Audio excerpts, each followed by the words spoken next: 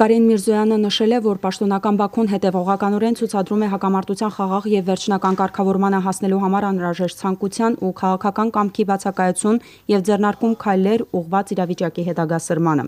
Այդ մասին վկայում է մասնավորապես այն, որ Բաքուն շարունակաբար մերժում է ինչպես շփման գծում իրավիճակի կայունացմանն ուղղված հայկական կողմերի նախաձեռնությունները, այնպես էլ միջադեպերի հետաքննության մեխանիզմների իրականացման ԵԱՀԿ Մինսկի խմբի համանախագահների վերջին առաջարկները։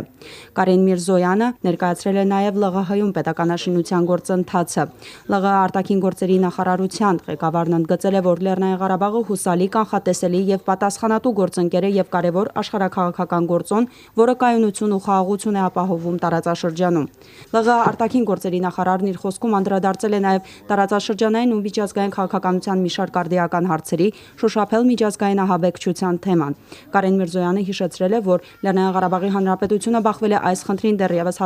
1991-ից 1994 թվականները, երբ Ադրբեջանը խախտելով միջազգային իրավունքի նորմերը Լեռնային Ղարաբաղի դեմ ռազմական գործողությունների է ներգրավել հազարավոր օտարերկրյա վարձկանների, այդ թվում տարբեր ահաբեկչական խմբավորումներից։ ԼՂՀ արտգործնախարարության ղեկավարը նշել է, որ միջազգային ահաբեկչությունը գլոբալ մարտահրավեր է, որի հաղթահարման համար անհրաժեշտ է միջազգային հանրության համախմբված մոտեցում։